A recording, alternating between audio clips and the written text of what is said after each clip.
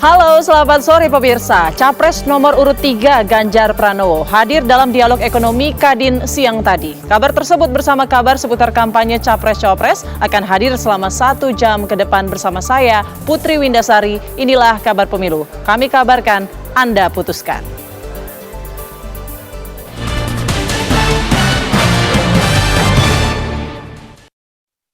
Pidato Ketua Umum PDI Perjuangan Megawati Soekarnoputri menjadi sorotan saat acara hari ulang tahun ke-51 PDI Perjuangan. Benarkah pidato Megawati menyentil Presiden Joko Widodo?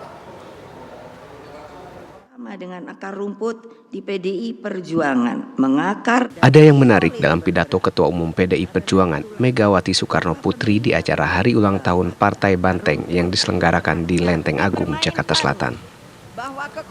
Selain menjelaskan soal nilai dan filosofi kekuasaan, pidato Megawati juga berisi sentilan dan pukulan politik yang dialamatkan kepada seseorang. Misalnya saat Megawati menjelaskan bahwa ketua umum partai politik merupakan penentu calon presiden dan wakil presiden, bukan yang lain.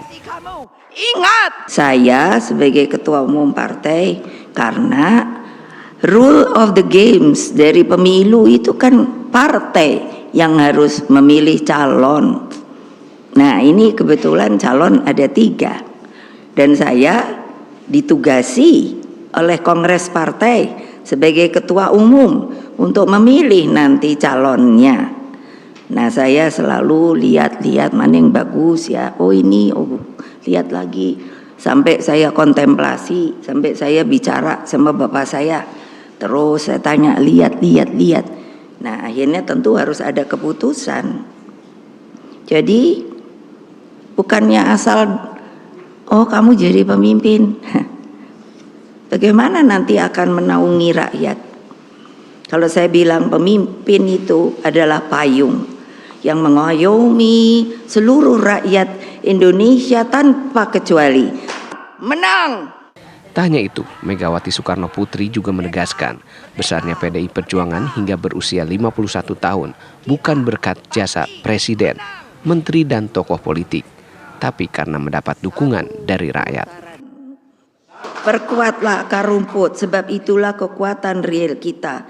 Camkan hal ini sebagai sebuah nafas kontemplasi kita. 51 tahun kita bisa menjadi begini, bukan karena elit, bukan karena presiden, bukan karena menteri, tapi karena rakyat yang mendukung kita. Sampai saya meski tak menyebutkan nama seseorang, namun kepada siapakah pidato Megawati dituju? Benarkah Ketua Umum PDI Perjuangan tersebut menyentil Presiden Joko Widodo yang saat ini hubungan keduanya semakin renggang? Dari Jakarta, tim TV One mengabarkan. Jadi saya ngerti tata negara, Absennya Presiden Joko Widodo dalam perayaan HUT ke-51 PDI Perjuangan memantik tanya. Presiden juga tak memberikan ucapan selamat baik melalui video atau karangan bunga. Benarkah hubungan Jokowi dan Megawati sudah retak dan tak lagi satu hati?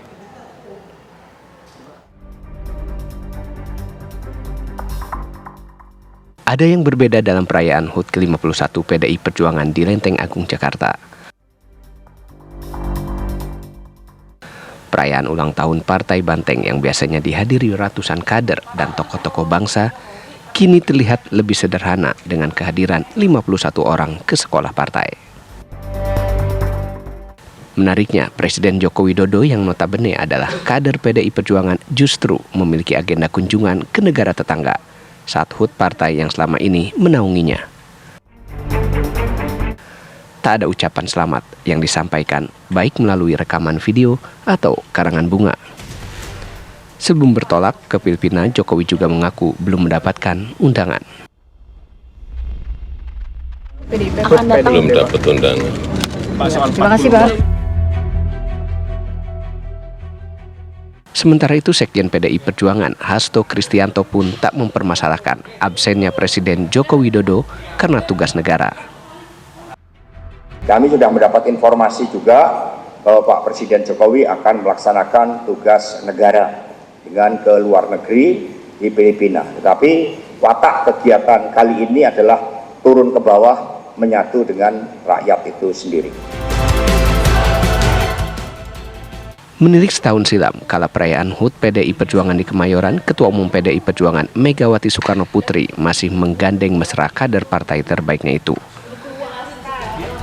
Namun usai sang putra sulung Jokowi, Gibran Rakabuming Raka memilih bersanding dengan Prabowo Subianto di pemilu 2024, hubungan keduanya pun kian renggang. Lantas, benarkah kini Megawati dan Jokowi sudah tak lagi berada dalam satu kapal? Tim TV One mengabarkan.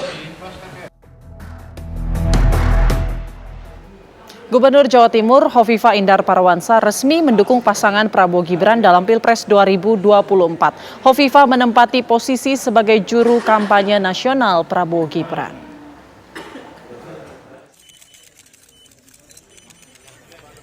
Teka-teki kemana Gubernur Jawa Timur Hovifah Indar Parawansa memberikan dukungannya dalam Pilpres kali ini akhirnya terjawab. Sepulangnya dari ibadah umroh, Hovifah langsung menyatakan akan mendukung pasangan Capres nomor urut 2 Prabowo Gibran. Hovifah mengatakan telah menghubungi Sekretaris TKN Nusron Wahid untuk bergabung dalam kepengurusan tim kampanye nasional Prabowo Gibran sebagai juru kampanye nasional.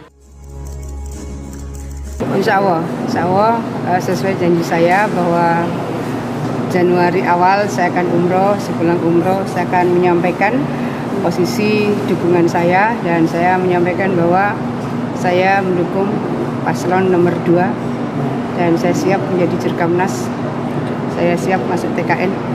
Apa yang menjadi regulasi saya akan mengikuti. Jadi kalau kita turun kayak Pak Wagub ini kan cuti, nah saya juga akan mengikuti sesuai dengan SOP yang ada. Bergabungnya Hovifah ke tim kampanye nasional Prabowo Gibran disambut antusias oleh Ketua TKN Rosan Ruslani. TKN pun sudah menyiapkan SK untuk Hovifah. Dengan adanya Hovifah, TKN pun optimis mampu meraih 65% suara di Jawa Timur. Keputusan Hovifah ini sekaligus menjawab pertanyaan publik selama ini terkait arah dukungan orang nomor 1 di Jawa Timur yang sekaligus Ketua Pimpinan Pusat Muslimat NU ini. Dari Surabaya, Jawa Timur, Syamsul Huda, TV One mengabarkan.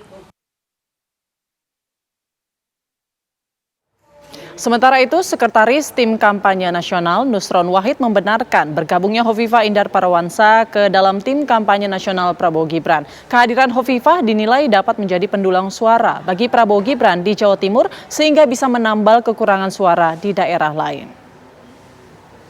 Setelah melalui proses rapat dan sebagainya, diskusi kanan kiri, akhirnya TKN memutuskan beliau dimasukkan menjadi salah satu Dewan Pengarah.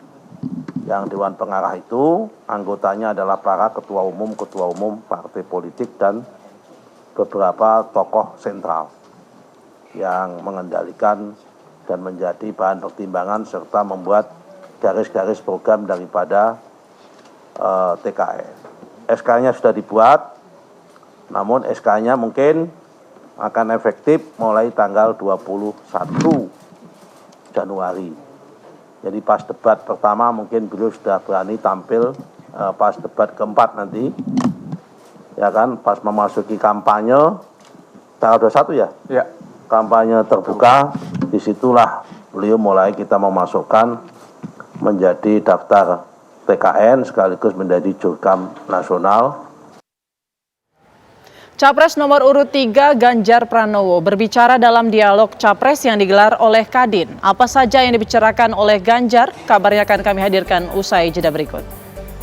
Kamar Dagang dan Industri Indonesia atau Kadin menggelar dialog Capres dengan Kadin yang berlangsung di Ballroom Jakarta Theater Sarinah, Jakarta Pusat. 3 calon presiden dijadwalkan akan menyampaikan visi misinya di bidang ekonomi menuju Indonesia Emas 2045.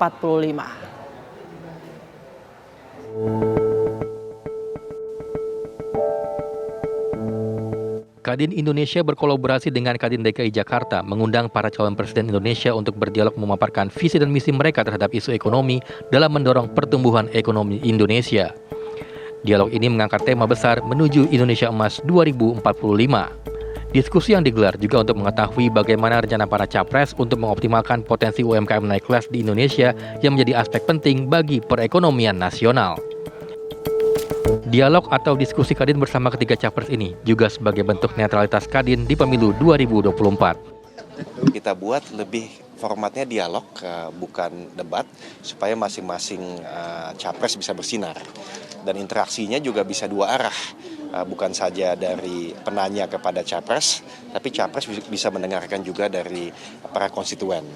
Yang tentunya terakhir saya pengen sampaikan bahwa memang topik ekonomi ini adalah topik yang sangat sentral dalam setiap pemilu. Karena ini urusan mata pencarian, kesejahteraan, dan juga tentunya harga barang dan lain-lain. Para capres akan hadir pada sesi yang berbeda. Hari ini dijadwalkan 2 capres akan tampil, yaitu Capres nomor urut 3 Ganjar Pranowo pada pukul 13 waktu Indonesia Barat dan Capres nomor urut 1 Anies Baswedan pada pukul 19 waktu Indonesia Barat. Sementara Capres nomor urut 2 Prabowo Subianto direncanakan berdialog dengan Kadin pada Jumat besok. Dari Jakarta, Yohanes Leonardo, Dani Martin, TV One mengabarkan. Dalam dialog dengan Kadin, Capres nomor urut 3 menyampaikan pentingnya modernisasi pertanian agar anak-anak muda mau menjadi petani sekaligus regenerasi di bidang pertanian. Untuk itu, Ganjar menyatakan telah menyiapkan sejumlah langkah dalam rangka modernisasi pertanian. Modernisasi pertanian, nggak ada pilihan lain. Saya habis dari sawah ini, sepatu saya masih semuanya kena, habis dari sawah tadi bertemu dengan mereka. Pertanyaan yang sama saya tanyakan kepada orang tuanya. Siapa di antara Bapak Ibu sekalian yang kepingin anaknya jadi petani? Nyaris tidak ada. Tidak pernah ada insentif yang diberikan kepada anak muda untuk bertani. Modernisasi menjadi sebuah pilihan dengan mekanisasi pertanian. Lahan yang makin sempit itu mesti dilakukan pola konsolidasi lahan. Kami pernah punya uji coba waktu itu di Sukoharjo. Bagaimana? Pertanian dalam 100 hektar dalam satu hamparan. Maka mekanisasinya bisa dimulai dari satu pengolahan tanah dengan traktor. Teknologi nanamnya tidak lagi mundur tapi maju, transplanter. Transplanter inilah yang kemudian akan melakukan percepatan, efisiensi terjadi. Maka pemilik-pemilik lahan yang sangat sempit-sempit itu, kemudian saya tanya, Bapak Ibu, kalau lahan Anda dikelola secara modern dan Anda nganggur karena diserahkan kepada sebuah ekosistem pertanian baru yang dikelola oleh, menurut saya, anak muda, Anda mau bekerja apa sebagai sebuah alternatif? Ternyata dia pengen beternak, nggak jauh-jauh dari seputar pertanian dalam arti luas. Ibunya saya tanya, ibu pengen apa? Warung, Pak. Ternaknya pun sampai saya tanya, Pak, sudah keluar, Pak? 3, Pak. Pilihannya 3. 1 sapi, 2 kambing, yang ketiga unggas, Pak. 3. Itu pilihan yang mereka berikan kepada kami. Maka sebenarnya kalau kemudian korporatisasinya itu bisa dilakukan, mengajak anak muda dilatih, SDM-nya bagus, saprotan-saprodinya disiapkan, Pak, praktek ini sudah terjadi. Tapi saya lihat kenapa hanya anak-anak ini yang mau melakukan. Satu, dia punya ideologis. Kami akan melakukan karena kami ingin tahan dan daulat. Tapi yang lain enggak menjanjikan. Lebih baik jadi pegawai di Kadin gitu, Pak. Enggak mau, Pak, dia. Maka insentif mesti diberikan dengan cara itu. Anak muda, Pak, saya tanya, kenapa Anda enggak mau ke sawah? Kenapa enggak mau beternak? Bau kotor. Tapi ketika saya menemukan anak-anak muda yang ideologis itu, Pak, kasih kami pelatihan dan teknologi, Pak. Mudahkan bibit. Ada dari kementerian, lembaga riset, BRIN, perusahaan. Sebenarnya ada ABG lah, bukan anak buah Ganjar. Tapi ini ada akademisi, ada businessman, ada government. Kalau kemudian ini bisa kita wujudkan, Pak, dapat, Pak. Yang dibutuhkan serius. Tapi, Pak, kalau ini tidak dirangkum dalam satu data pertanian Indonesia, jebol, Pak. Gempita Pilpres membuat sebagian masyarakat lupa bahwa pada saat yang bersamaan kita juga menggelar pemilihan calon anggota legislatif. Gaung Pileg yang kalah dengan Pilpres ini dikhawatirkan akan menghasilkan anggota legislatif yang kualitasnya rendah.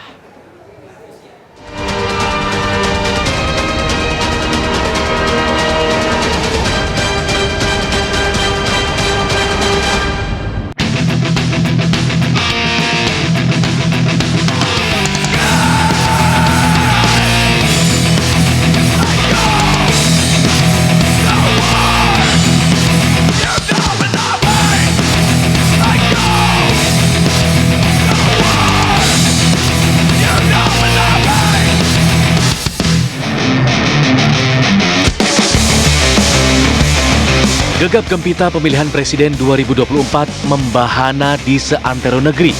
Perhatian rakyat tersedot oleh pertarungan 3 pasangan calon presiden dan calon wakil presiden. Mereka bertarung melalui ajang debat, kampanye dialogis, kampanye belusukan, hingga iklan di media cetak, elektronik, dan media digital. Di balik kemeriahan Pilpres 2024, ada yang terlupakan bahwa pada saat yang bersamaan juga digelar pemilihan calon anggota legislatif tingkat kota kabupaten, provinsi, hingga pusat. Panasnya pertarungan Anies Muhaimin, Prabowo Gibran, dan Ganjar Mahfud membuat gaung pemilu calon anggota legislatif tak menyentuh setiap lapisan masyarakat. Sebagian masyarakat bahkan tidak mengetahui bahwa selain Pilpres juga ada Pileg. Tahu tanggalnya. Kalau presiden 14 Februari. Nggak tahu ya, kayaknya sama ya. Belum tahu tuh. Iya, tanggalnya. Kurang tahu deh. Tanggal 14 Februari. Kurang tahu kalau itu ya. Kalau saya tahu. Tanggal 14 Februari 2024. Pilpres dan Pileg 2024 ini merupakan kali pertama dilakukan secara berbarengan. Hal ini sesuai dengan amanat undang-undang. Tahapan-tahapan yang dilakukan juga seiring seirama antara Pilpres dengan Pileg. Namun sayangnya, sosialisasi yang dilakukan tak seimbang dan menembus setiap lapisan masyarakat.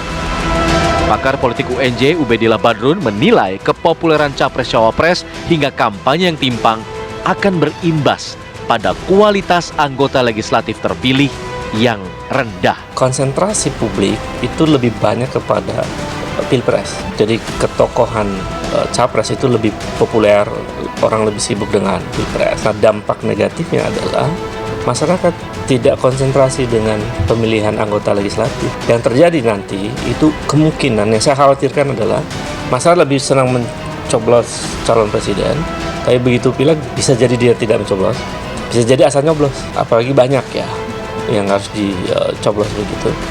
Dan itulah kemudian berakibat pada ya bisa jadi caleg yang terpilih bukan caleg yang memenuhi standar. Untuk mengimbangi gaung Pilpres yang begitu dominan, para caleg harus lebih kreatif lagi dalam berkampanye. Salah satunya dengan menempel pada Capres-Cawapres. Para caleg itu secara momentum ya, dia sedang bersaing sebenarnya dengan Capres untuk merebut simpati publik. Nah, dalam titik itu menurut saya sepertinya bisa caleg itu juga melekatkan dirinya pada Capres untuk memudahkan publik atau masyarakat mengingat caleg itu. Jadi apa yang mungkin bisa menyelesaikan persoalan ini adalah kreativitas kampanye yang dilakukan oleh para caleg. Kreativitas, inovasi, lalu intensitas dari caleg itu untuk mendekati konstituen.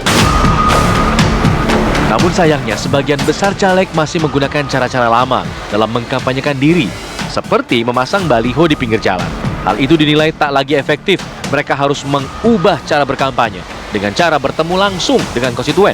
Jadi yang dipentingkan di seluruh riset lembaga riset politik itu menyimpulkan bahwa kampanye paling efektif kepada masyarakat itu adalah bertemu langsung. Jadi kalau mau merubah atau memperbaiki problem pemilu serentak itu, maka seluruh caleg itu harus aktif bertemu langsung dengan konstituen, menyampaikan apa yang akan diperjuangkan, bukan bagi-bagi uang ya, menyampaikan apa yang diperjuangkan. Ada komitmen di situ untuk memperjuangkan kepentingan rakyat banyak. Kalau itu yang dilakukan, saya yakin sih akan bagus hasilnya.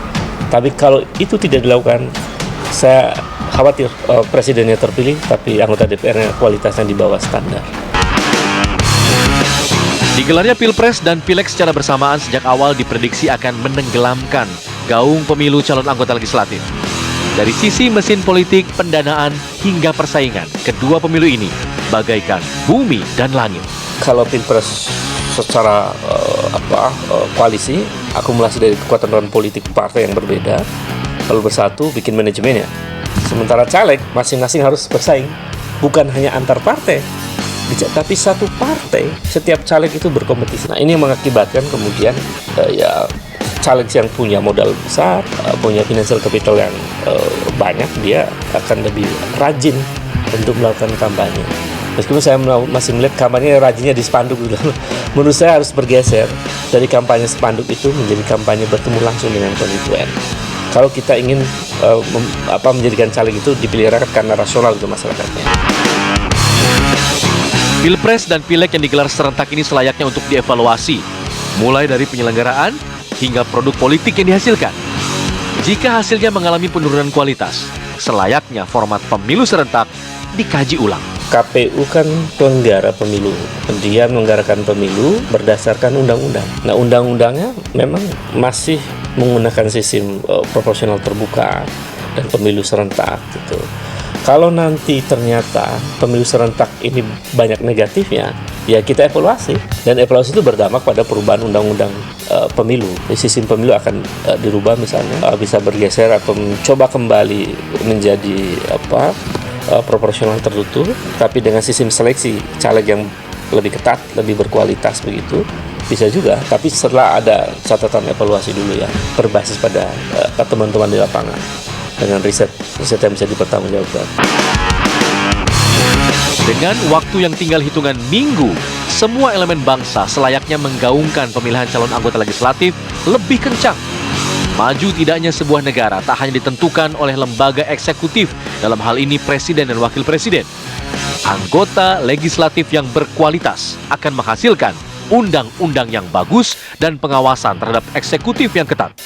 Hal ini untuk mengontrol roda pemerintahan berjalan demokratis dan berpihak pada kepentingan rakyat.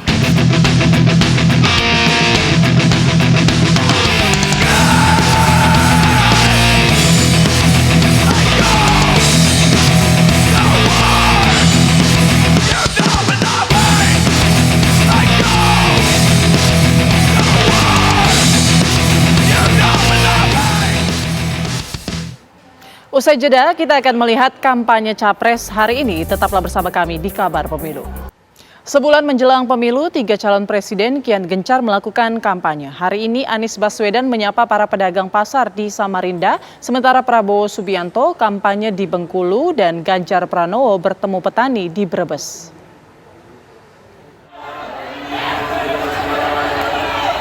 Calon Presiden nomor urut 1 Anies Baswedan berkunjung ke Samarinda, Kalimantan Timur. Didampingi tim pemenangan daerah dari partai pengusung serta relawan, Anies mendatangi pusat grosir Pasar Segiri di kota Samarinda Kamis pagi. Kerumunan pendukung dan relawan antusias menyambut kedatangan Anies. Sepanjang perjalanannya menuju ke petak pedagang, teriakan tidak terhenti saat dirinya menyalami warga dan pedagang.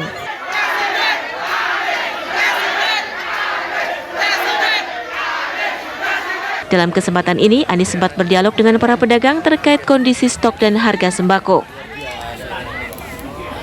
Apa itu plus? 1, plus manfaatnya. Nanti insya Allah jumlahnya ditambah.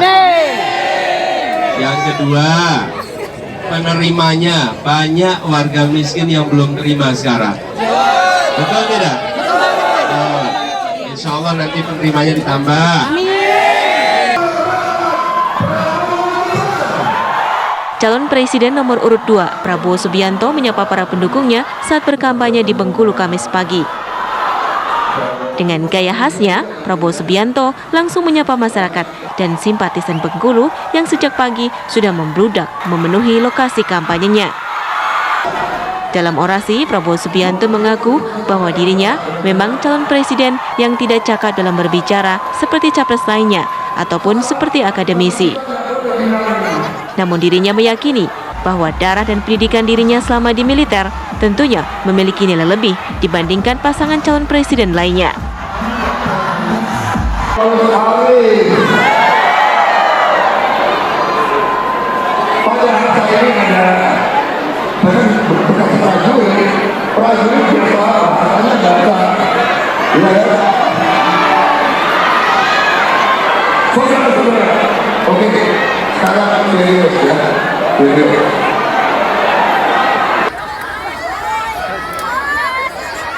Calon Presiden nomor urut 3, Ganjar Pranowo melakukan kampanye di Kabupaten Brebes, Jawa Tengah.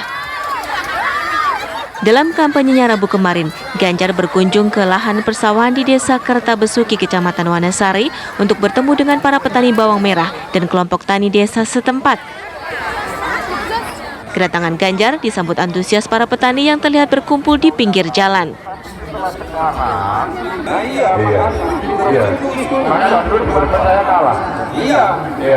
Tapi kan akhirnya yang menang saya. Makanya maka tidak hanya di Jawa Tengah, waktu saya ke Sumatera Utara sama, saya ke Sumatera Selatan sama, di Lampung sama. Dalam dialognya dengan para petani, Ganjar berjanji akan memperbaiki nasib petani jika nantinya terpilih sebagai presiden. Dia akan menjamin menjaga stabilitas harga produk pertanian dan distribusi pupuk ke petani.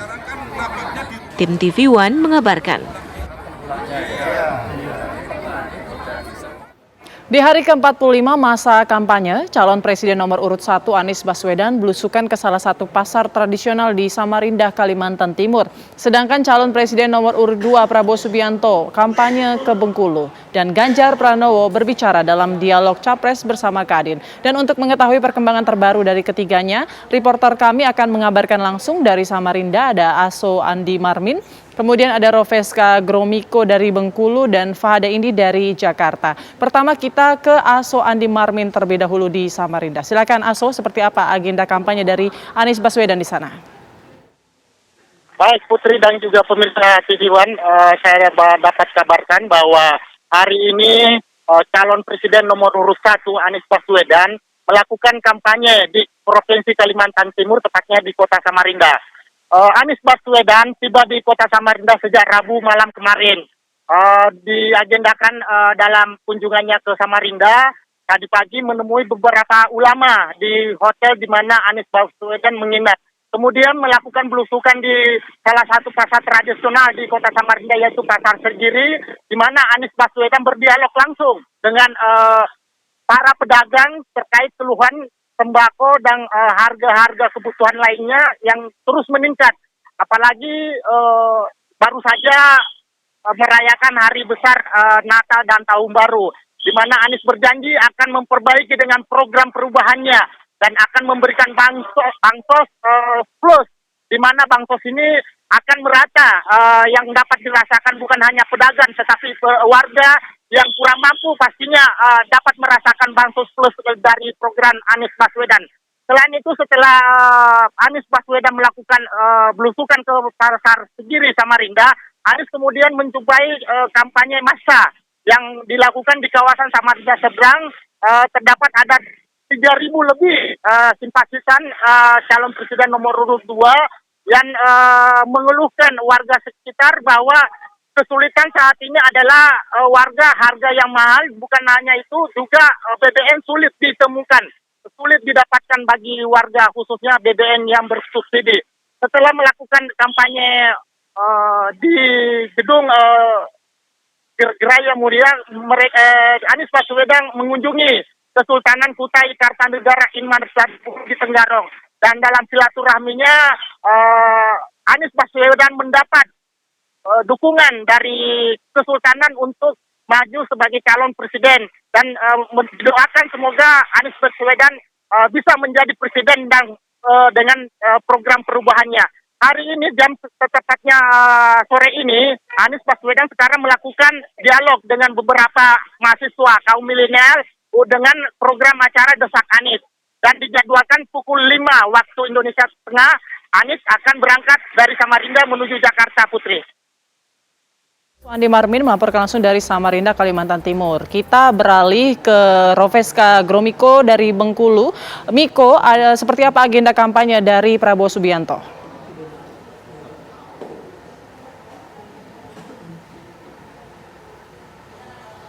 Tepatnya pada pukul 10 pagi, Prabowo Subianto, Capres nomor 2, telah melaksanakan kampanyenya dan berorasi di depan ribuan masyarakat Bengkulu dan simpatisan, di mana tadi memang saat beliau sampai dan hadir di lokasi, disambut langsung oleh gemuruh dari partisipan dan juga relawan yang ada di lokasi kampanye beliau. Baik, dapat kami juga kabarkan bahwa memang beliau mengedepankan bahwa untuk melanjutkan kembali program Jokowi yang sebelumnya memang telah dijalankan selama 2 periode pada 2 pemilihan kali ini, dan dirinya berjanji akan mensejahterakan rakyat. Memang tadi di orasi beliau menyatakan bahwa dirinya memang berbeda dengan calon presiden yang lain karena tidak mahir dan pandai dalam akademisi, baik berpidato maupun berorasi di depan masyarakat banyak. Demikian. Iko melaporkan langsung dari Bengkulu. Kita menuju Jakarta, ada Fahada Indi. Fahada Indi, usai debat Capres bersama Kadin, lalu apa agenda kampanye selanjutnya dari Ganjar Pranowo?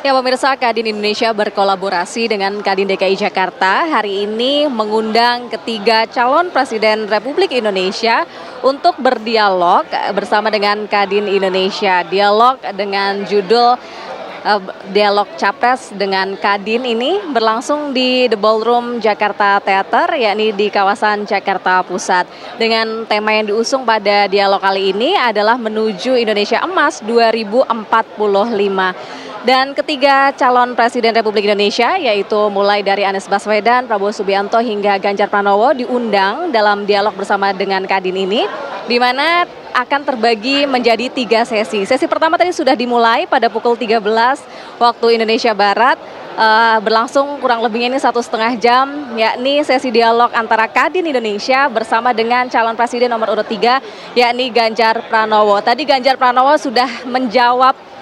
pertanyaan-pertanyaan dari peserta dialog dan juga sudah memaparkan bagaimana visi, misi, serta rencananya jika nanti ia terpilih menjadi Presiden Republik Indonesia, terutama dari sisi atau perihal ekonomi.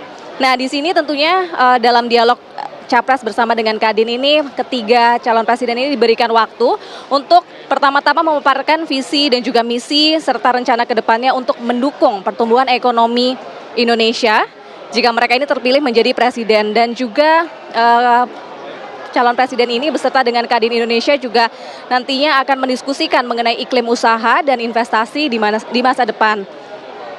Agenda dialog ini, pemirsa, memberikan ruang dan juga tempat juga kepada calon presiden untuk memaparkan apa-apa saja proyeksi dan juga kajian ekonomi serta isu-isu sektoral yang sudah mereka susun. Nah, tadi ada sejumlah pertanyaan yang disampaikan oleh peserta dialog kepada calon presiden nomor urut 3, yakni Ganjar Pranowo, di mana yang kami garis bawahi tadi ada pertanyaan bagaimana strategi untuk mendukung UMKM ini naik kelas, dan tadi pun Ganjar Pranowo menjawabnya yakni dengan memastikan 3 hal. Yang pertama adalah memastikan UMKM, para pelaku UMKM ini mengetahui secara baik-baik apa sebenarnya produk yang akan mereka pasarkan begitu. Nah, nanti ketika produk knowledge ini sudah betul-betul dikuasai oleh para pelaku UMKM, nanti pemerintah akan memberikan assessment dan juga memberikan pelatihan. Yang kedua adalah pemerintah jika nanti Capres nomor urut 3 ini memimpin Indonesia, ia akan memberikan akses modal, dan yang ketiga adalah pendampingan agar naik kelas. Nah, itulah yang tadi disampaikan oleh Ganjar Pranowo dalam sesi dialog yang berlangsung selama kurang lebihnya 1,5 jam tadi. Dan dari pihak Kadin Indonesia juga tadi sempat menyampaikan dalam konferensi persnya, yakni tadi yang disampaikan oleh Ketua Dewan Pertimbangan Kadin Indonesia, yakni Anindya Bakri, bahwa Ganjar Pranowo ini sudah menjawab pertanyaan-pertanyaan dalam dialog ini dengan baik. Nah, nanti kita masih akan nantikan sesi keduanya. Jika sesi 1 adalah Capres nomor urut 3, Ganjar Pranowo, nanti sesi 2, yakni pada pukul 19 waktu Indonesia Barat, merupakan kesempatan bagi calon presiden nomor urut 1, Anies Baswedan, untuk berdialog bersama dengan Kadin Indonesia. Dan kemudian esok hari, di tepatnya pada hari Jumat besok, pada pukul 9.30 waktu Indonesia Barat, adalah kesempatan bagi calon presiden nomor urut 2, Prabowo Subianto, untuk berdialog bersama dengan Kadin Indonesia. Sementara itu yang bisa kami laporkan, kembali ke studio. Baik, terima kasih Fahada Indi melaporkan langsung dari Jakarta. Sebelumnya ada Miko dari Bengkulu dan Aso dari Samarinda, Kalimantan Timur. Terima kasih rekan-rekan. Pemirsa, usai jeda kita akan lihat agenda kampanye dari para cawapres. Tetaplah di Kabar Pemilu. Gubernur Jawa Timur Hovifah Indar Parawansa resmi mendukung pasangan Prabowo Gibran dalam Pilpres 2024. Hovifah menempati posisi sebagai juru kampanye nasional Prabowo Gibran.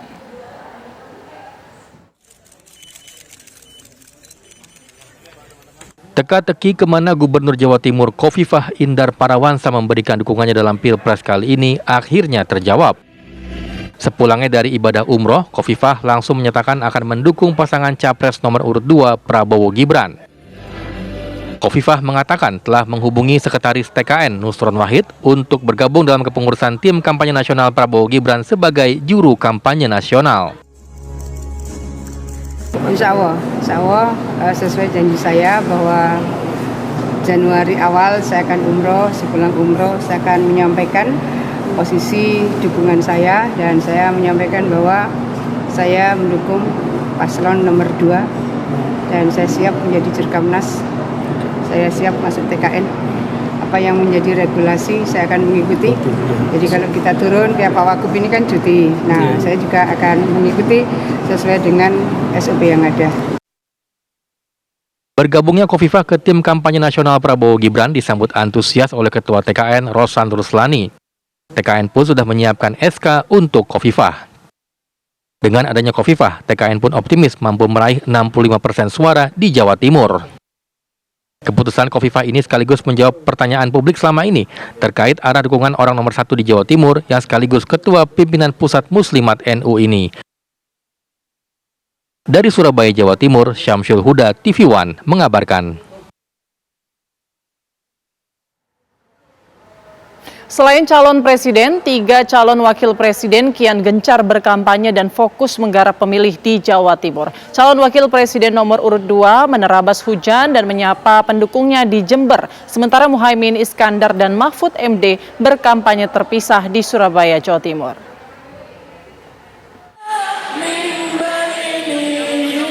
Memasuki awal tahun 2024, calon wakil presiden nomor urut 1 kembali menyambangi kota Surabaya, Jawa Timur.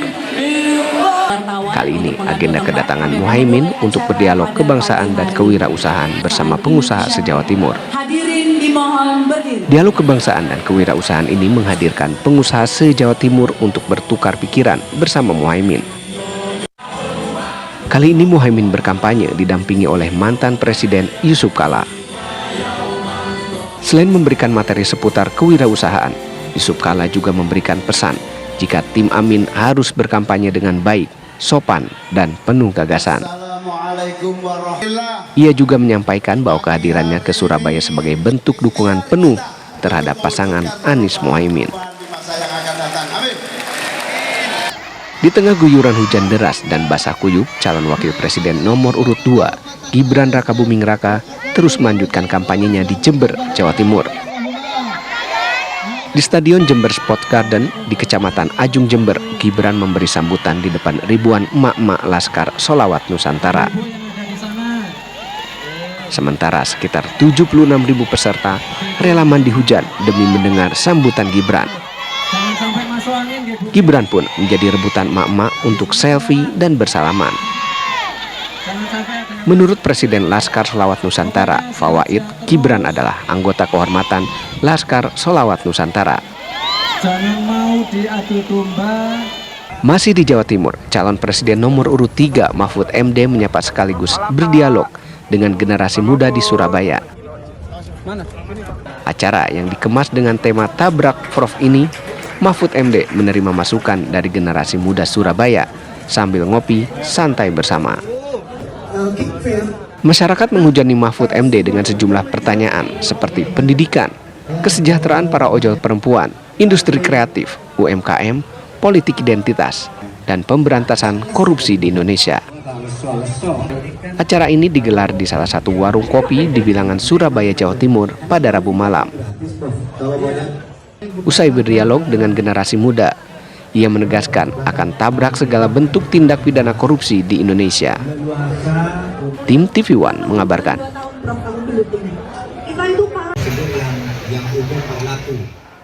Untuk mensosialisasikan program calon presiden, 3 kandidat capres-cawapres menggunakan relawan mereka untuk menyampaikan program-program tersebut ke rakyat. Tim relawan pun mewakili para capres berkunjung ke sejumlah daerah untuk menyampaikan aspirasi paslon mereka.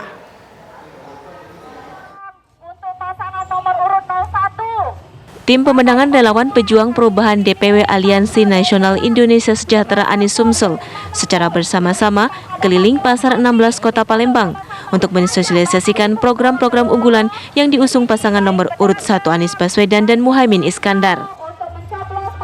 Menurut para relawan, Anies adalah salah satu calon yang terbaik yang ada selama 30 tahun ke depan. Tim relawan pejuang perubahan DPW Aliansi Nasional Indonesia Sejahtera Anies Sumsel akan terus berjuang hingga Anies terpilih menjadi presiden. Petani yang tergabung dalam komunitas petani lereng Sumbing menggelar deklarasi mendukung paslon presiden dan wakil presiden Prabowo Gibran di Desa Sukomakmur, Kecamatan Kajoran, Kabupaten Magelang, Jawa Tengah. Aksi deklarasi dukungan tersebut dilakukan karena para petani lereng Gunung Sumbing menilai Capres nomor urut 2 Prabowo Subianto memiliki sosok kepribadian yang baik dan tulus. Karena Prabowo pernah mengunjungi para petani dan membantu pembangunan dalam dunia pendidikan di kawasan lereng Sumbing. Deklarasi dukungan ini murni permintaan dari petani dan pihaknya hanya memfasilitasi saja dan mendukung para petani yang rela dan ikhlas mendukung Prabowo menjadi presiden. Puluhan warga yang didominasi kaum emak-emak terlihat menunggu antrian pembelian sembako murah di Desa Manunggal, Labuan Deli, Deli Serdang, Sumatera Utara. Harga kebutuhan pokok masih tinggi saat ini. Relawan Ganjar bergerak untuk melakukan pasar murah dan diharapkan bisa membantu masyarakat kurang mampu. Ada ratusan paket sembako murah untuk masyarakat seperti beras, gula, dan minyak goreng.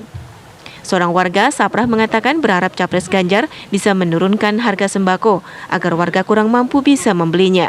Sementara menurut relawan Ganjar Beri Sihotang, pasar murah dapat membantu masyarakat kecil dan menggerakkan perekonomian masyarakat setempat. Tim TV One mengabarkan. Kabar pemilu masih akan kembali sesaat lagi, tetaplah bersama kami. Format debat calon presiden kembali disorot menyusul tensi tinggi antar paslon yang dinilai menyerang personal dan keluar dari esensi. Namun KPU pun menegaskan tidak akan mengubah format debat.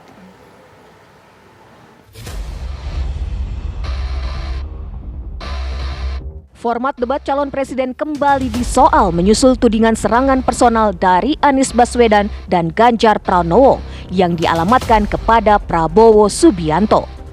Komisi Pemilihan Umum pun dinilai perlu mengubah format debat agar ajang ini lebih menguliti esensi ketimbang hal pribadi. Kalau dulu kan debat itu kan pasangan ya, capres wapres gitu. Ini saya kayak sendiri, kan visinya itu jadi satu, visinya presiden kan. Ini wapres sendiri, seperti punya visi sendiri kan, presiden sendiri, terus duduk wapres berdebat, presidennya duduk aja gitu, itu ya gimana? Itu mestinya ada satu sesi yang dua-duanya, ya, dua-duanya bisa interaksi gitu, kelihatan kan. Saya kira perlu ada satu kan 5, masa tidak ada satu yang pasangan sama pasangan berdebat sendiri gitu, kayak musuhan. Presiden Joko Widodo juga turut menyenggol format debat KPU. Menurut Kepala Negara, debat harus lebih baik agar mengedukasi masyarakat. Saya berbicara untuk ketiga calon dan untuk perbaikan-perbaikan ke depan. Juga untuk introspeksi kita semuanya, untuk evaluasi kita semuanya. Saya tidak berbicara satu calon atau 2 calon. Debat ketiga calon presiden 2024 memang dinilai menguras emosi. Calon presiden nomor urut 1 Anies Baswedan di setiap kesempatan bicara selalu menyenggol Prabowo Subianto. Anies selalu mengejar Prabowo seperti tentang etika. Pertanyaan yang ingin saya sampaikan kepada Bapak adalah apa hubungan antara standar etika seorang pemimpin negara dengan kemampuannya dalam menjaga pertahanan, keamanan, dan kedaulatan negara? Hubungan dengan etik, benar. Ya, kita harus beretik dengan benar. Ya, jujur. apa yang kita katakan itu ya yang ada di hati kita. Jangan lain di mulut, lain di hati. Dan harus cinta tanah air. Ketika ada pelanggaran etika dan Bapak tetap jalan terus dengan cawapres yang melanggar etika, artinya ada kompromi atas standar etika. Standar etika ini fakta. Ini fakta. Dan kemudian dalam pidato Bapak mengolok-olok tentang pentingnya etika. Saya tidak tega untuk mengulanginya. Pertanyaannya, apa penjelasan Pak Prabowo soal itu semua? Jadi, saudara-saudara, semua data yang saudara ungkapkan itu keliru semua. Jadi saya bersedia kita duduk, kita buka-bukaan. Jadi di mana masalahnya? Nah, saudara bicara etik-etik, ya kan? Saya tuh keberatan karena saya menilai, maaf ya, karena Anda desak saya terus terang aja saya menilai Anda tidak pantas bicara soal etik. Itu saja. Saya merasa bahwa Anda itu posturing, ya, Anda tuh menyesatkan. Itu aja, ya. Saya boleh berpendapat kan? Saya menilai Anda tidak berhak bicara soal etik karena Anda memberi contoh yang tidak baik soal etik. Terima kasih. Selanjutnya kita dengar. Tak hanya Anies, Ganjar Pranowo juga ikut menyentil Prabowo. Serangan dilancarkan Ganjar saat meminta Prabowo membuka data tentang pertahanan. Tapi tidak ada. Saya pengen data yang Bapak katakan salah, data pertahanan Anda ini, Anda pertahanan saya, silahkan Anda bantah di sini. Yang Bapak ungkapkan itu, saya bisa bantah, waktunya tidak cukup. Saya siap berjumpa dengan Bapak. Mari kita bahas satu persatu, akan saya buktikan. Saya butuh hari ini, Pak. Nggak bisa. Saya tidak dikasih waktu. Jadi Anda tidak fair. Anda minta saya kasih penjelasan yang begitu rumit, tapi waktu saya terbatas. Jadi saya transparan, saudara. Menanggapi permintaan Jokowi, KPU menyatakan menutup kemungkinan mengubah format debat atau menambah durasi debat. Menurut Ketua KPU, Hashim Asyari, format debat sudah cukup dan tak perlu ditambah atau dikurangi. Harap diingat adalah debat ini kampanye. Salah satu metode kampanye itu debat. Ya, sehingga kemudian punya hak, punya kewenangan menilai kualitas debat dan kemudian substansi dari perdebatan adalah rakyat pemilih.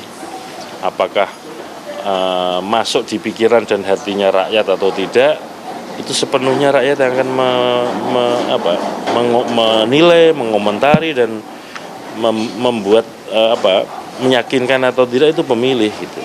KPU juga nggak akan komentar soal itu karena sepenuhnya perdebatan ini adalah kampanye. Kampanye adalah satu kegiatan untuk meyakinkan pemilih untuk memilih dirinya atau meyakinkan visi misi program. Jadi sepenuhnya masyarakat atau rakyat pemilih yang akan menentukan ini berkualitas atau tidak, kemudian mengedukasi atau tidak, jawaban atau pertanyaan sesuai dengan tema atau tidak, itu masyarakat pemilih sepenuhnya.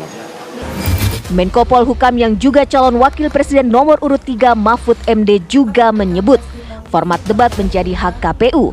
Menjadi hal lumrah, ada penilaian menang dan kalah usai debat. Menurut saya udah bagus dan tradisinya sudah 3 kali pemilu. Dan apa kan biasa dalam debat ada yang menang secara opini ya, bukan menang pemilu, menang secara opini, kalah secara tergantung penampilan. Tidak apa-apa.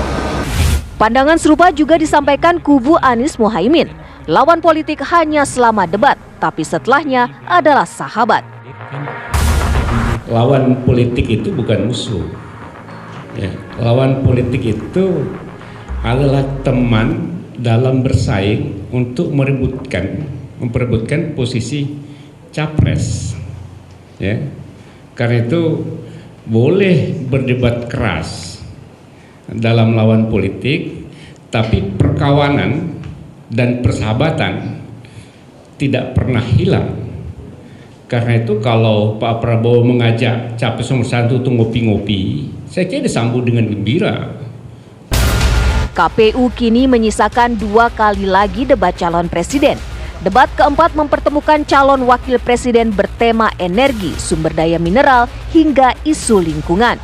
Debat terakhir kembali untuk calon presiden dengan tema kesejahteraan sosial, kebudayaan, pendidikan, hingga ketenaga kerjaan. Tim TV One mengabarkan. Menjelang pemilu 2024, Pusat Pelaporan dan Analisis Transaksi Keuangan (PPATK) menemukan sejumlah kejanggalan dalam transaksi pihak-pihak yang terkait dengan partai politik. Kepala PPATK Ivan Yustiavandana mengatakan bahwa ada lebih dari 39.000 laporan diterima oleh PPATK perihal transaksi mencurigakan dari para calon legislatif. Selama tahun 2023, total transaksinya pun mencapai lebih dari 21 triliun rupiah. Transaksi mencurigakan yang berkaitan dengan daftar calon tetap atau DCT pada pemilu 2024 itu pun beragam, seperti pengiriman maupun penerimaan dana dalam jumlah besar dari luar negeri. PPATK juga mengidentifikasi transaksi dana dari luar negeri yang diterima oleh bendahara dari 21 partai politik dari 83 miliar rupiah di 2022 menjadi lebih dari 195 miliar rupiah di 2023. Nah, ini yang juga menarik teman-teman, tidak mencerminkan aktivitas kampanye. Itu kan sudah kami sampaikan sebelumnya ya. Kita cenderung flat gitu. Nah, kita lihat nih, lalu aktivitas ada di mana? Nah, makanya kan terbukti kemudian kok ada kenaikan di anggota parpol 2.400%, kok ada kenaikan di bendahara sekian ratus%, kok ada kenaikan di DCT sekian 1000% gitu transaksinya. Nah, kita kemudian melihat lagi menelusuri, oh ternyata ini yang dipakai untuk kepentingan kampanye, ini yang dipakai untuk membeli apa, ini yang dipakai untuk membayar apa dan segala macam. Ya, tadi aja ada disinggung mengenai partai-partai yang ya katakanlah yang yang baru dan segala macam ya. Faktanya memang transaksinya juga luar biasa besar ya. Kita bicara triliunan ya, kita bicara ratusan miliar. Informasi tadi sekaligus menutup jumpa kita di Kabar Pemilu hari ini. Jangan lupa untuk update terus informasi seputar pemilu hanya di TV One. Kami kabarkan, Anda putuskan. Saya Putri Windasari pamit, terima kasih. Sampai jumpa.